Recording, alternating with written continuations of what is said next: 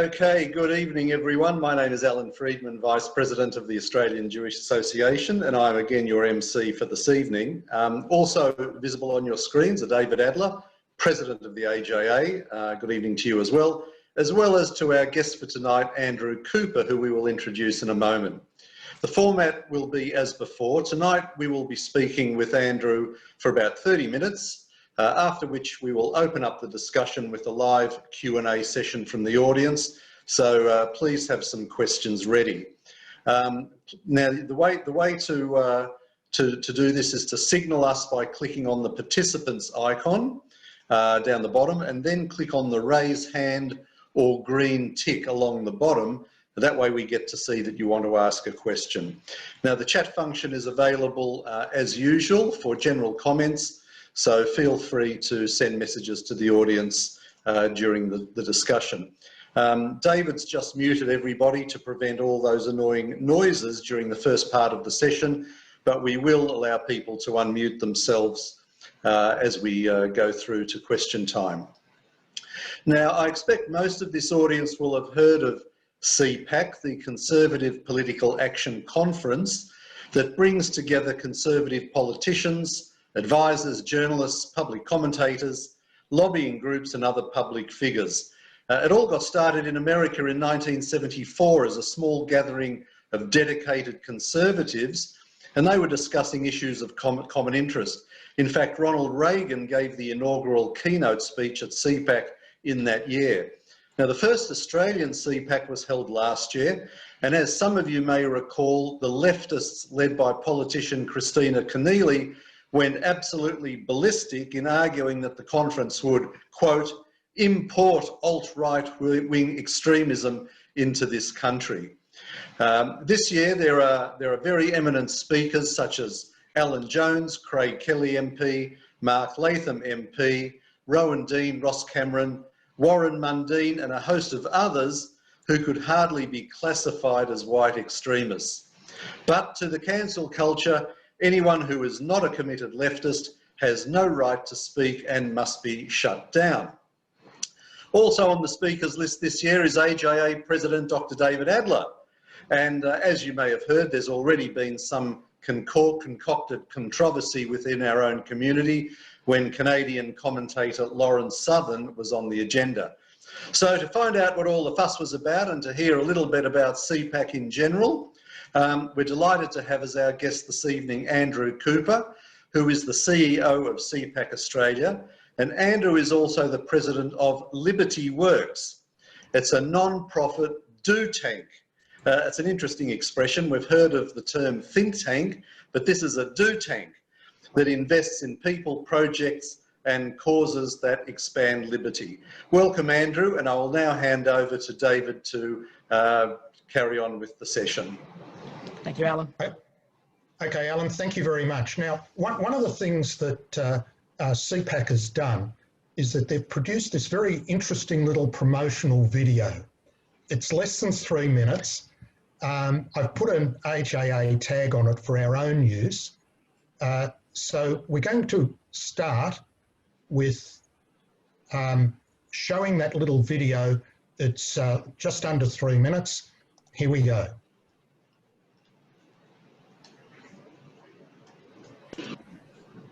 I rise to most warmly congratulate the organisers of the Conservative Political Action Conference that I was honoured to attend in Sydney over this last weekend. What a magnificent audience of deplorables. It was a brilliant event. Something very, very important in common, and that is a dedication to the cause of conservatism, to limited government, to free people and free markets.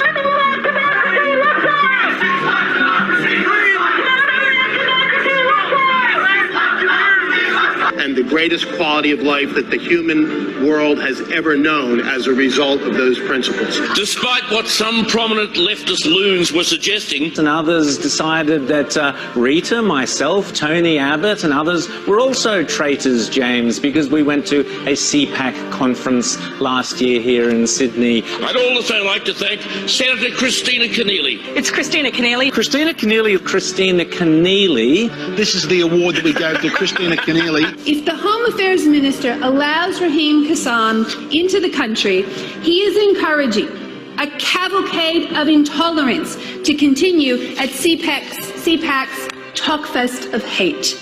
Well, in fact, it sort of negates the whole purpose of having conference in the first place. If you've all agreed they're only going to say what everyone already agrees with, what's the point of even turning up? So I just sort of took it in my stride and thought, well, you know, she's giving me publicity, she's giving CPAC publicity. And because your efforts were so outstanding, the organisers have decided from here on in that this will be known as the Keneally Cup.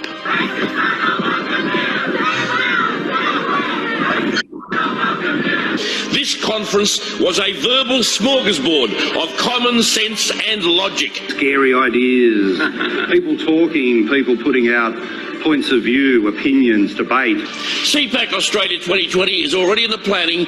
We'll be having CPAC in Sydney again on the 4th of November. It's good to be back with you. To all my new friends from down under. Every day I wake up and I think it is an exciting time to be in Australia. Which coincides with the US election. So that should be quite a party, right? We're here, we're genderqueer, and we're going to bust this Klan rally. So November 4th is the CPAC conference. That's People right. can go to the CPAC website and start looking at detail. Well, Andrew, Yes, seems David. like you created a bit of a stir last year. So can you tell us what's CPAC all about?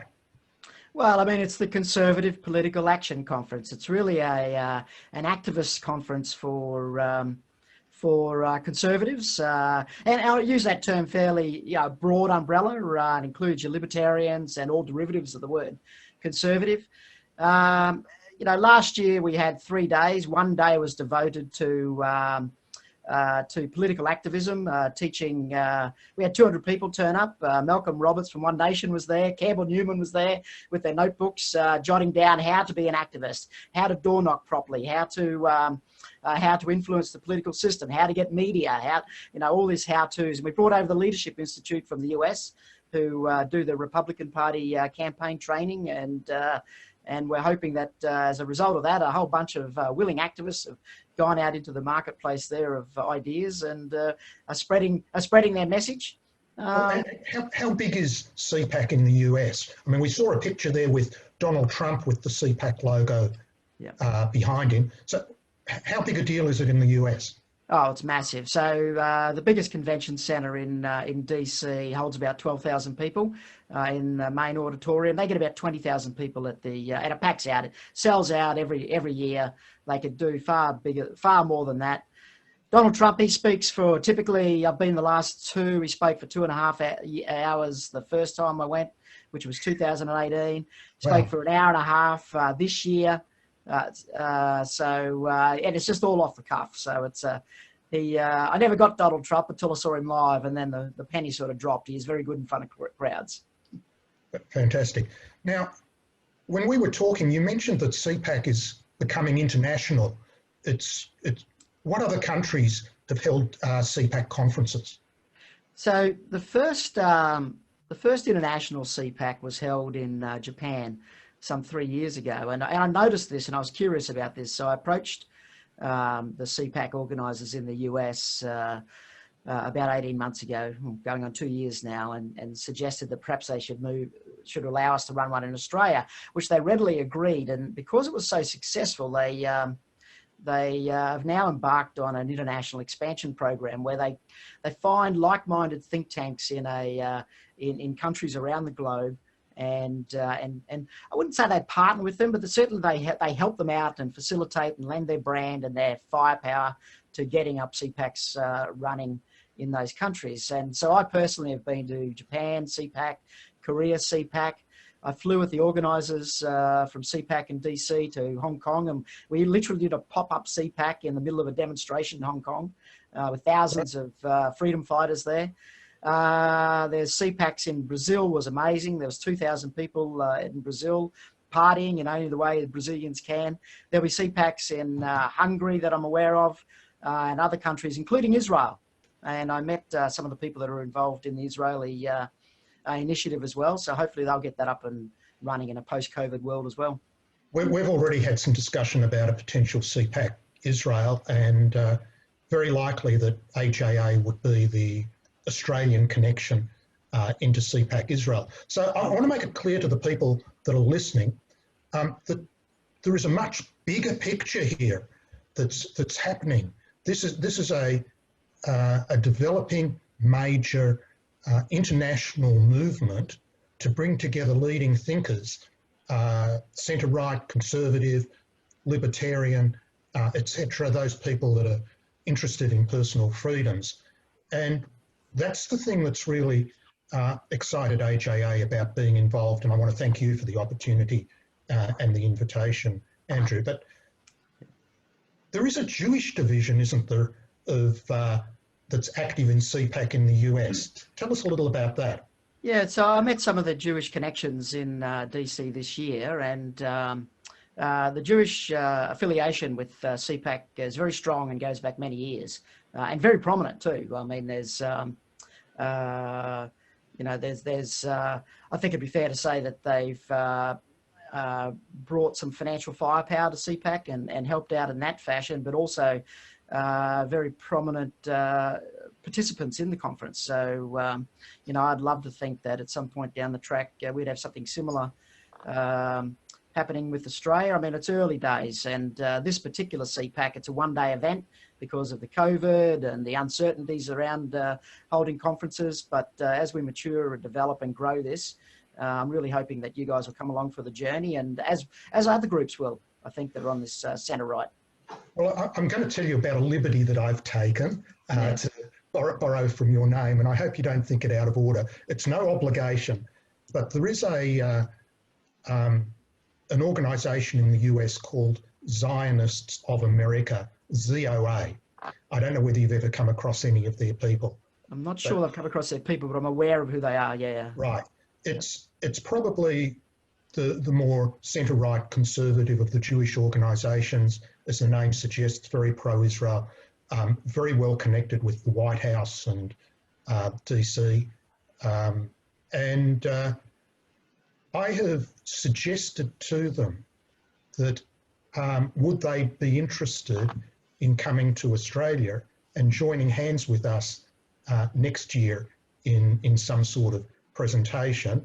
And to my surprise, Mort Klein, who's the national president in the US, has expressed interest in that, subject to the logistics being possible and the timing. So one of the bits of information I would like from you in the near future is when are we going to schedule CPAC 2021? What do you think about having a ZOA guest? Absolutely. And I've already met some Jewish friends that are talking about coming over to Australia this year, and of course that's not possible. So I think there's great potential. The Americans are very curious about what's happening in Australia, and I'd imagine the Jewish contingent are similarly curious, and I think there's great potential for have many international guests or many Americans coming over, of which those from the Jewish community would be included. So you mentioned the growing, if you don't mind, David, I'll just go back and pick up one of your points. The American CPAC organisers hold concerns similar to us, I think, in that there's a growing authoritarianism, creeping throughout the Western world and other nations too, of course. And so they see it they've taken it upon themselves to take this CPAC brand and allow it into other countries such as Australia. And one of the benefits of the brand and being involved with CPAC is you do get this international connection. For a first up CPAC, we brought Nigel Farage over 2 months before the Brexit vote, right? It was incredible that he came over. would never have happened without our friends in America. We've had Trump's now Chief of Staff, then Congressman Mark Meadows came over. We had media personalities. We had all sorts of people. Our friends from Japan flew over, about a dozen of those. Next year, there'll be friends from Korea and these other CPACs. The Bolsonaros in Brazil are intending on flying to Australia at the next CPAC. So there's a real international sort of community that's developing around this CPAC brand. And meeting your friends in DC, or listening and hearing your friends coming, expressing interest in coming into Australia is absolutely no surprise to me, because there's a real fraternity developing around this brand, and I'm just so privileged to be involved with it. Well, Andrew, for this, I don't want to avoid some of the controversy that we've attracted, you and I differently. So without dwelling on it much, coming out of that first CPAC conference last year, you got a couple of interesting pieces of correspondence from our esteemed bureaucrats. Just in a minute or two, not more, just tell us a little about what happened. You and Tony Abbott, so you're in good company. Well, there's a few others as well, Ross Cameron as well. Okay. So the Foreign Investment Transparency Scheme, it was set up, voted in, legislated about a year prior to the conference. That was the legislation that was designed to stop essentially Chinese interference in the political system of Australia, interfering in $100,000 in brown paper bag kind of gifts, donations to politicians, which happened at one point. So that was the intent of the legislation. A year later, after I'd invited our American friends to travel and speak at the conference, that legislation was used against me, Tony Abbott, Ross Cameron, and some others. The only difference with me was that they used a special part of the legislation that said that gave me 14 days in which to hand over all correspondence and communications with every speaker at the conference, every attendee at the conference, so that includes Congressman Mark Meadows, all communication that I had with him, with Nigel Farage, with my Japanese friends. So I looked at this and thought, well, this is ridiculous. I can't be handing over that information. That was given to me. That correspondence was in good faith, and giving it to Australian bureaucrats was in fact probably meddling in their system rather than them meddling in ours. So I rejected their claims. They then threatened me with jail under the legislation, 6 months jail, referral and criminal prosecution. So I've taken that to the High Court. I think that's an incredibly illiberal piece of legislation. And it transpires that the whole thing was run out of the Attorney General's department without the knowledge of the Attorney General, Christian Porter, but with the knowledge of the Shadow Attorney General from Labor, Mark Dreyfus. Amazing. Who backgrounded the bureaucrats in the Attorney General Department, coordinated with Christina Keneally, and launched the diatribe on us and the follow through. So, we are currently in the High Court. We expect a determination on that either prior to Christmas or more likely in the first quarter next year. Okay, well, I'll tell our listeners a little bit about our own controversy, and if there's anything you want to add to it, please feel free. But our esteemed publication, the Australian Jewish News, decided to do a story based on none of the big picture about CPAC, none of the people we're talking about, but that at one stage you were considering having on the program Lauren Southern. And so they did a hit job on me and HAA, typical of the sort of left of centre media that we see. And I'll just illustrate one component of that story to show how it gets distorted, and if you don't have the context, it can actually provide the opposite message of reality, what a certain prominent person in the US might call fake news. So the story was that when Lauren Southern was last here in Australia, I had suggested that she should take a walk in Caulfield or Bondi, and they're the suburbs which have the most Orthodox Jewish communities. And therefore, that was outrageous. How can you possibly consider inviting somebody who had been labelled alt-right to walk in the Jewish suburbs? Now, no context at all. So here's the context, which completely alters the message. And the context is that she had been stopped walking in Lakemba by the New South Wales Police when she wanted to do a street interview for fear of violence.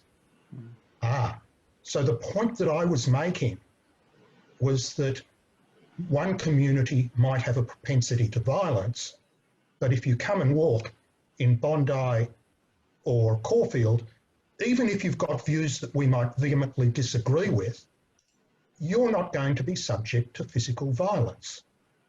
Now, that was the message. Anybody with an IQ above room temperature should understand that it was a commentary about the potential for street violence. It was nothing about aligning, expressing support or aligning with her views, but that was the picture that was painted in the Melbourne edition of the AJN. So, Andrew, to ask you the obvious question, I mean, what was the consideration in and out? I mean, this happens when you're organising conferences. With respect to Lauren, or yeah. Well, look, I had my concerns about Lauren because I knew her reputation, but I'd spoke in depth with her, and she wants to be known as a serious filmmaker and documentary maker, and I thought, well, we'll give her a little bit of a time to talk about. She wanted to talk about the family unit, okay, the importance of the family unit, okay. So her topic was not controversial at all. She's just had a baby and married an Australian guy. She's living in Sydney. And so I thought, well, that would be pretty good. But, things haven't worked out. The schedules are, all over the shop at the moment. Yeah. We've got probably, I think it's half a dozen speakers now that we've had to pull or change or withdraw because of different reasons. So, Lauren coming in and then leaving isn't a big issue. But I will say, David, and what I've learned from last year is if you're on the conservative side of politics, and if you're running a conference with, well, typically we're running, we'll have about 25, 26 speakers this year. We had a few more last year.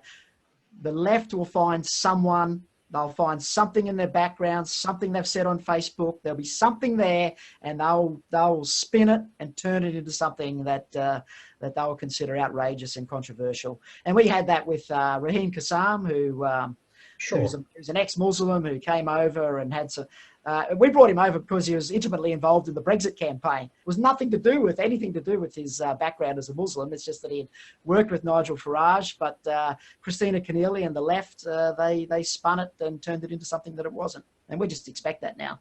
Well, it's a very juvenile approach, isn't it, to say that, if you've got 25 or 26 speakers, somebody for sure is going to have said something in their background over the history that others might find objectionable. Yeah. And attending a conference certainly does not imply support or alignment with every person and everything that they have said in the past. I mean, I would have thought that our community would have a little more maturity than that, and fortunately the majority do, but when you want to find something for the purpose of smearing, it can be found, as you say. Yeah. Okay. Well, that's really all. I just looking forward to the opportunity. There's a few messages that we can deliver. The Western civilization based on Judeo-Christian values, and there's a contribution we can make there.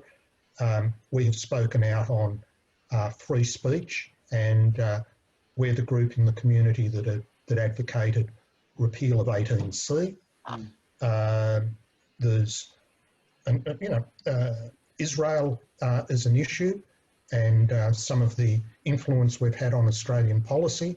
So I'm hoping that we can pull our weight. It's a bit intimidating with the lineup that you've got. Now, lastly, before we open for questions, what's the situation currently with ticket sales if any of the people listening tonight wanted to physically attend the conference, if they're in Sydney or able to be there? Well, what's available? Yeah, look, we're restricted to a certain level of tickets. We're almost sold out of that allocation. We're about to release standby tickets. So we're anticipating a lift in restriction to another level that'll release about another 120 tickets by the end of the month, but those tickets will be standby tickets. There are a handful of tickets still available on the website. So if any listeners are really keen to come, we'd love to have you there. David will be speaking, and you'll see the lineup that we have. And it's growing. There's a few more additions to go.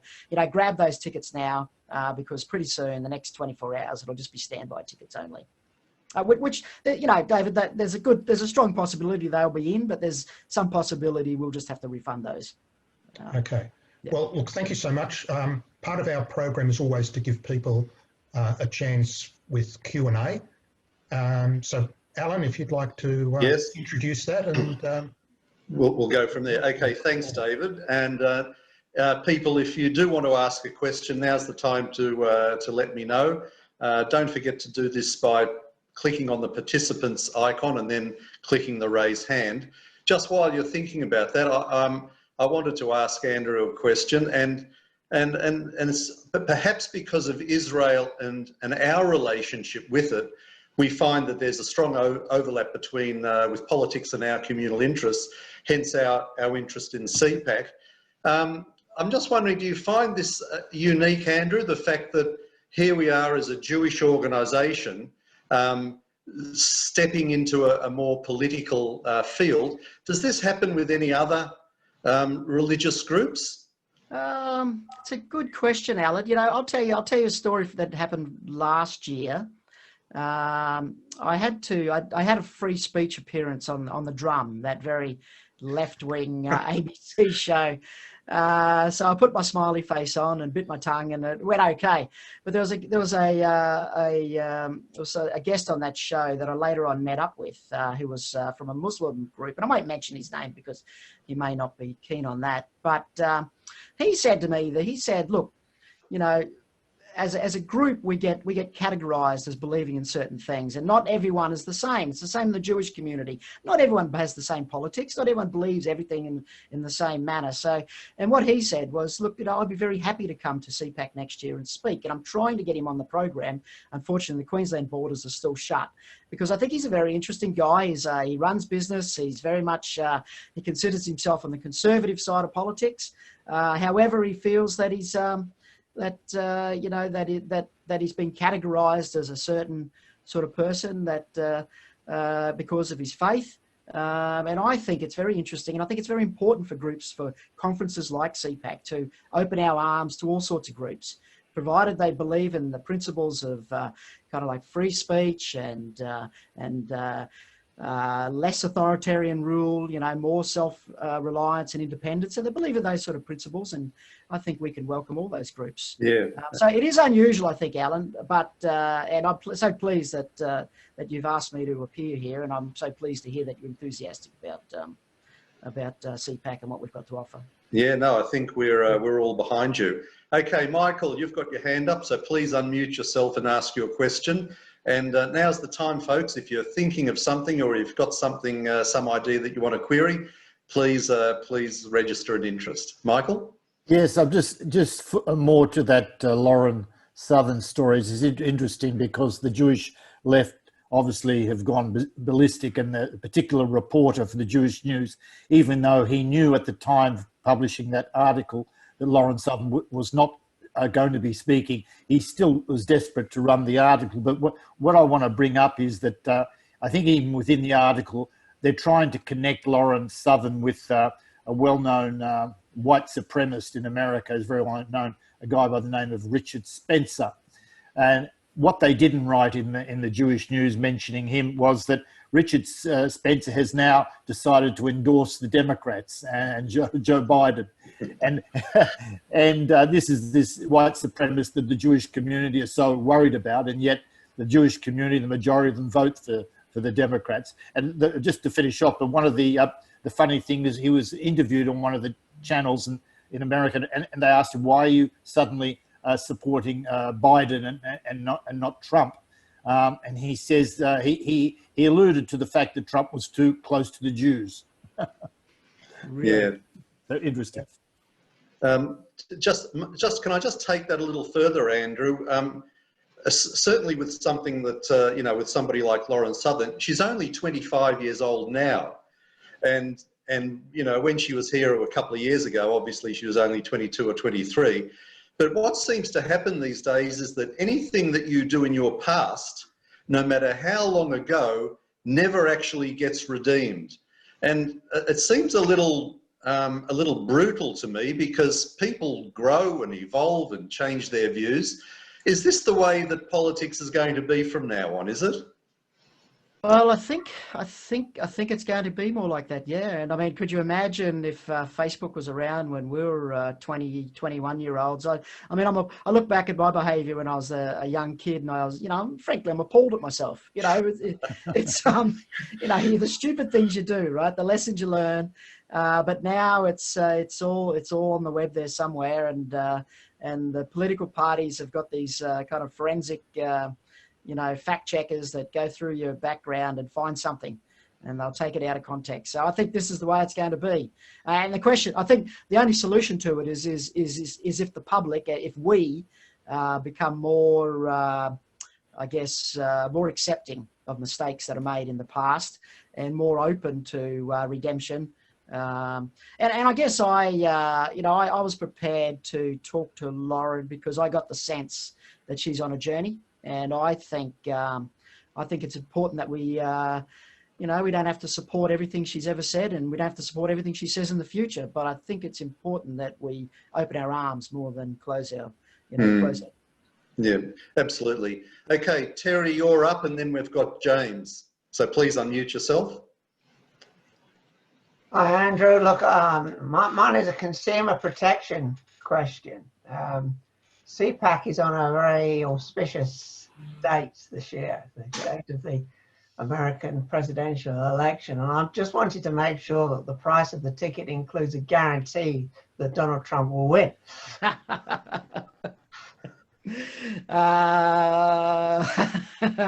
Sorry, Terry, I can't guarantee you that, but I'll guarantee you a good time. How's that? Okay. James, would you like to unmute yourself and then ask your question?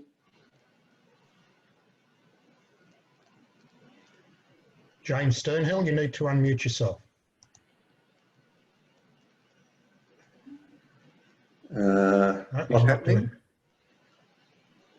No, okay. Just while he's doing that, Andrew, I just wanted to ask you, will there be a particular COVID theme this year? I mean, the whole COVID thing has really become quite political in some ways. Is that going to feature as part of the program? Yeah, well, I mean, Alan Jones is going to do a speech, a talk on not only the economic but the cultural impacts of our COVID response, because I think for me, there are very important cultural issues that have been exposed, I guess, in the Australian.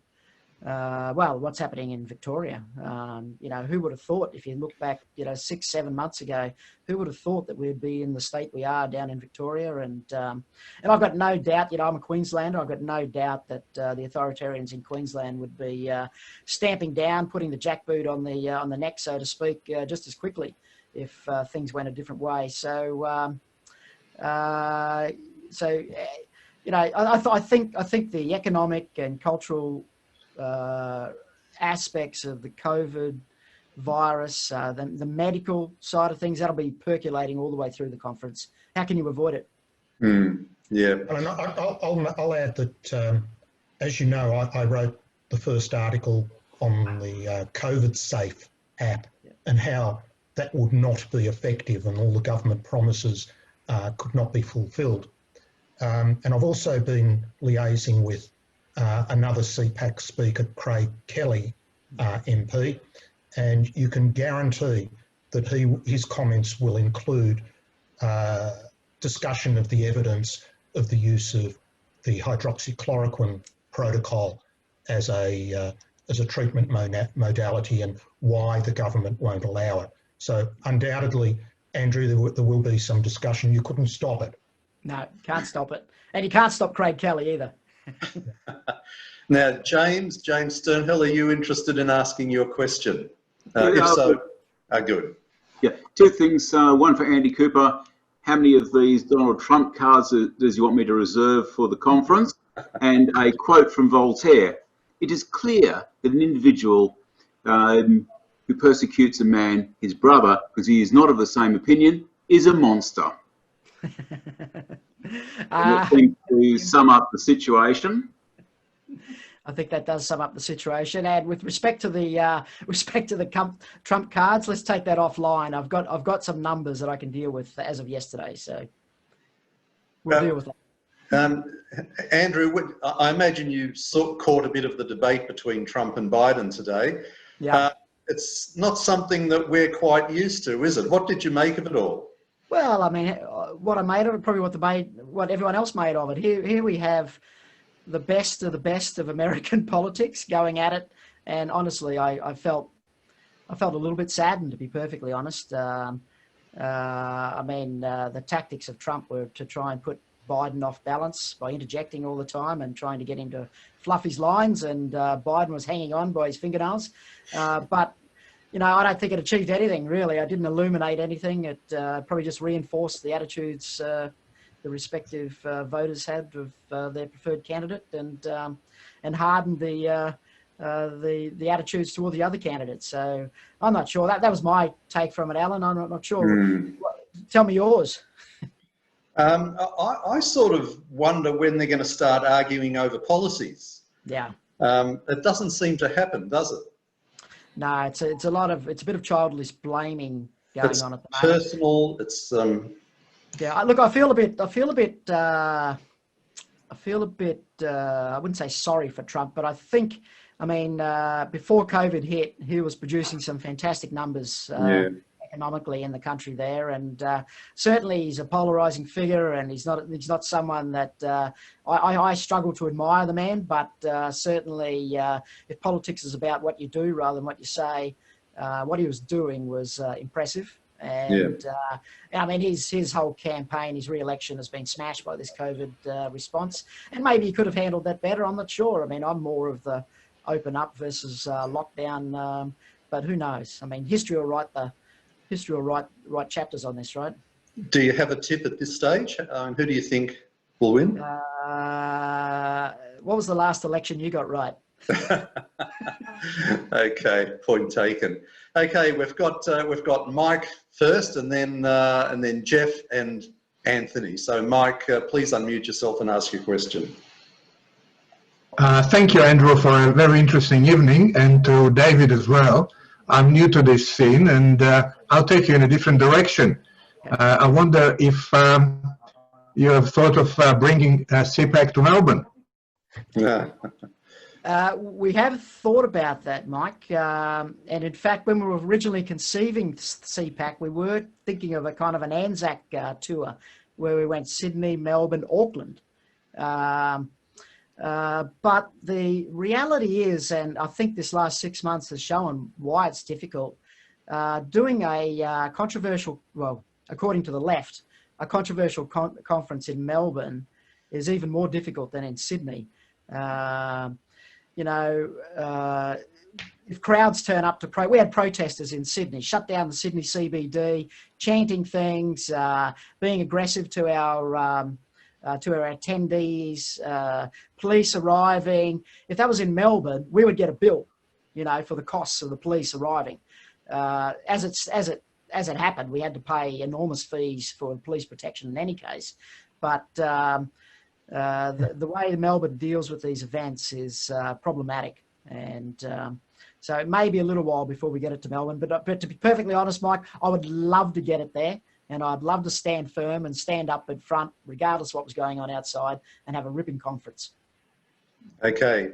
Jeff, please unmute yourself and ask your question. Hi, Shalom. Tell me, how is it possible for a man in the early stages of dementia, just like the late Doc Everett was, how is it possible for the paucity of ideas of the left to be so demonstrably proven that he is actually a candidate for President of the United States?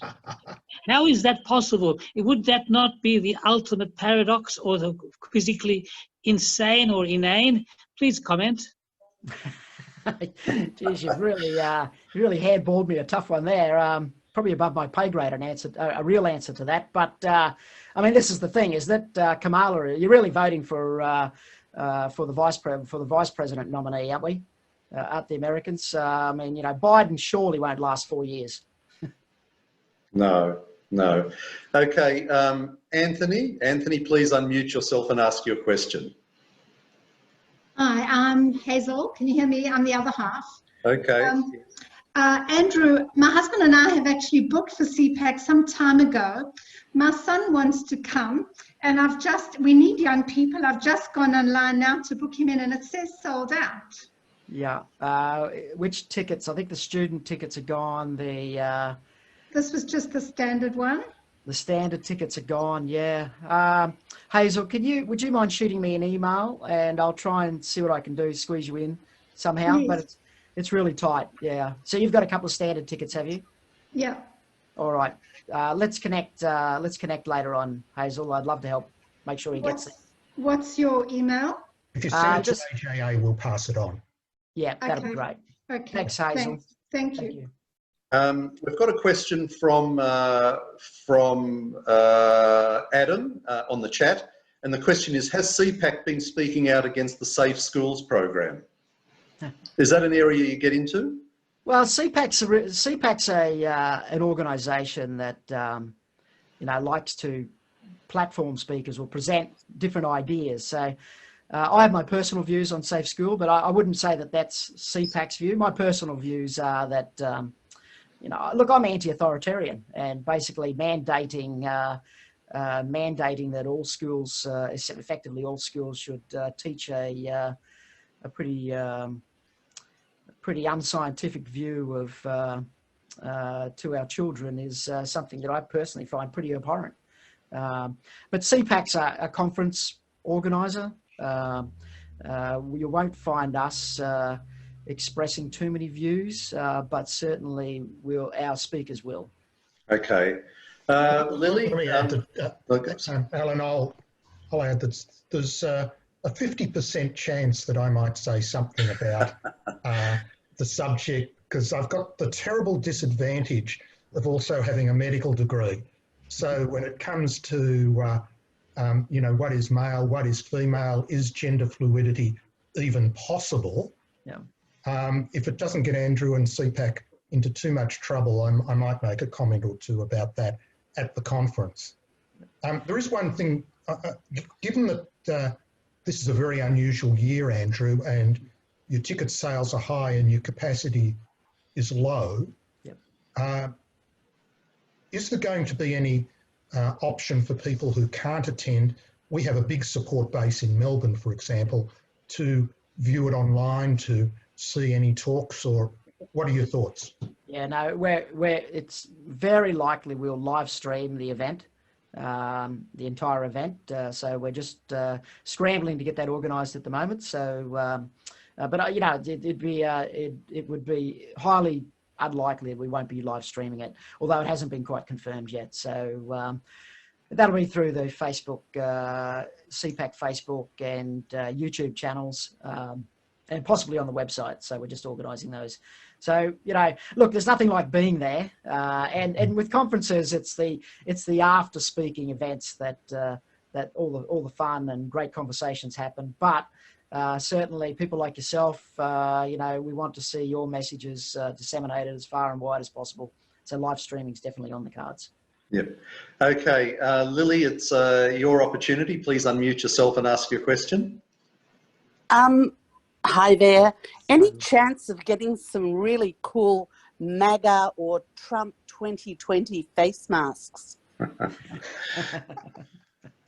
Talk to Jim, actually, who was on earlier. Yeah, look, we're looking at getting some merchandise. It's just hard to get in Australia, surprisingly, and I'm not sure Donald would be happy with us sourcing it from China. So it's something we're looking at, but I can't promise it. I'm sorry. Yeah. Alan, I've got one more thing to toss into the mix, because I want people to understand that we are dealing with an organisation that culturally is very supportive of our community and very supportive of Israel. Now, when I was announced as a speaker, as with all the speakers, CPAC does a promotion that they put onto their Facebook page. They sort of do one after another. And this is the one that they did for me, which should be up on the screen now. Now, they asked me for a quote, which I provided here, but I want you to look at the two hashtags that are put there. Hashtag Israel, hashtag 12 days till Rosh Hashanah. Now, this did not come from me. It did not come from AJA. This came from the CPAC organisation. And to me, that is just remarkable. It's mind-blowing. They're indicating here support for Israel and respect for Judaism. So, Andrew, who do we credit for that? Well, we've got a team that do a bit of research. You would have had Lyndall chasing you for a quote, and we've got 3 young blokes that curate those messages and make sure that they're well researched. So I'll pass on your comments to them, David. It was mind-blowing. Sorry, Alan. Yeah, well done. No, that's okay. Andrew, I just wanted to ask, is the actual program visible on the website? I've seen the list of speakers, but do you actually publish the day's program for people to see? Yeah, there is. It's actually live now. If they just click the agenda link at the top of the page, and the program's there. Now, we may do some juggling. So we've got 3 senators that are coming that are yet to be announced. So we're just needing to move things around. But this is the nature of conferences, right? There is some juggling and movement. So, but the agenda as it stands right now is live and can be viewed. Yeah. I see one of the points made in the chat is, does CPAC have a position on climate change? And I imagine you'll answer that CPAC doesn't have views on anything. It's the people that have their views. Would that be the right way of interpreting that? I have my personal views, and that is that prosperity is key, and technology is a saviour. And I'll also point out that Ian Plimer is speaking, Craig Kelly is speaking. So look, I think you could deduce where most of us stand on the issue of climate change, and we're anti-authoritarian, and basically, the climate. In my view, the climate argument is really a Trojan horse for larger government, perhaps even world government, and that's not something we think that fits nicely or well with conservatism. You can't leave that subject without a mention of Rowan Dean, of course. Oh, and Rowan, of course, yeah. Andrew, I mean, we saw President Trump attend the American version. What about Australia? Would a Prime Minister like Mr. Morrison be invited or attend or something? He would be. Certainly the Prime Minister is welcome. I'm a little bit reticent about ministers speaking because they tend to do, stock standard stump speeches that are really a justification of whatever the politics of the day are.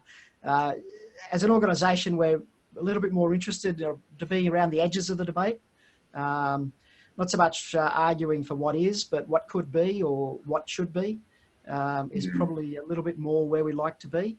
But certainly the Prime Minister, I think one day of the day, will stand up in front of a very large CPAC crowd and address. And we have a mantra, Alan. We say 5,000 in 5 years. Within 5 years, we want to have a conference that has 5,000 people at it. That would make us, on a per capita basis, the biggest, one of the biggest conferences in the world. And I've got no doubt that we'll get there. And I'm not sure what Prime Minister could resist the urge to address 5,000 of the faithful. Do you ever invite anybody from the left, for example, and say, look, we'll debate you if you're prepared to come? We invited Christina Keneally. She didn't come. I think that there's a possibility, but in fairness, I think that would be a tough room to walk into. Yeah. Yeah. Now, Dennis, I think we'll have to make you the last question, so please unmute yourself and ask your question. Okay, I'm trying. Fire away, you're doing well. Oh, you just muted yourself again. So unmute yourself, Dennis. There you are, you're on. Right, thank you very much indeed. I subscribe to Advance Australia. Matthew Sheehan is the CEO. That's a right-wing organisation. I get 2 or 3 emails a week. Are you aware of this particular organisation? Are you in any way associated, and do your ideas concur with theirs? It's a great question, Dennis. I know Matthew very well, and we'll be announcing in the next few days that Advance Australia are sponsoring CPAC and turning up in droves. Excellent. So, we're all over it. They'll join the IPA as sponsors, and also Liberty Works, the organisation I had, and the American Conservative Union as the 4 think tank sponsors.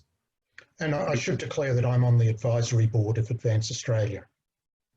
Okay. Okay. All right. Thank you. Look, we're coming up to time, and we've just got a couple of minutes left, so I'll hand back to David, and he can do his usual little wrap up. Okay. Well, look, firstly, thank you so much, Andrew, for that, for making yourself available, and the wonderful overview of CPAC. You didn't need to convince me, but I hope we've made the case very strongly. It is an activity, an event with which we should engage, that there is some synergy, and I very much look forward to making a contribution, and hopefully it won't be too far below the average that you have there. And the final thing is just to look at what's happening next week. And where is that? There we are. And next week we have something quite different. We have as our guest a retired pilot, Uri Bar-Lev, who is the only pilot ever to have successfully thwarted an in-flight hijacking. Israeli, of course. And one of the hijackers was actually invited recently to speak at the San Francisco State University. So we are doing the opposite. We're going to be talking to the hero pilot next week, where we hear the story firsthand.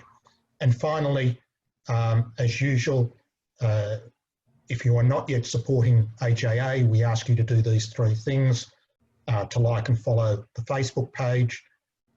If you're not on our email list, just send your name to our email address, office@jewishassociation.org.au. And of course, we want everyone who's not yet a member or hasn't made a contribution to consider doing so. So thank you, everyone, and back to you, Alan. Yeah, thanks, David. So, Andrew, Cooper, thank you again for joining us. Marvellous conference. There's a lot of us in Melbourne who would love to be there. I would have been there if not for our erstwhile Premier. I won't say any more about him, but we wish you all the best. And look, there's still, I guess there won't be a chance that we can be there, but you know, you never know. But thanks for joining us again. It was wonderful to have you. And we wish you all the best with CPAC. Thank you, Alan. It's been a pleasure, and if I don't see you at this CPAC, perhaps next year. Absolutely. So that's all, folks. So from us, it's good night until next week, and we look forward to joining you again, same time, same place next week. So for now, it's good evening to you all. Goodbye.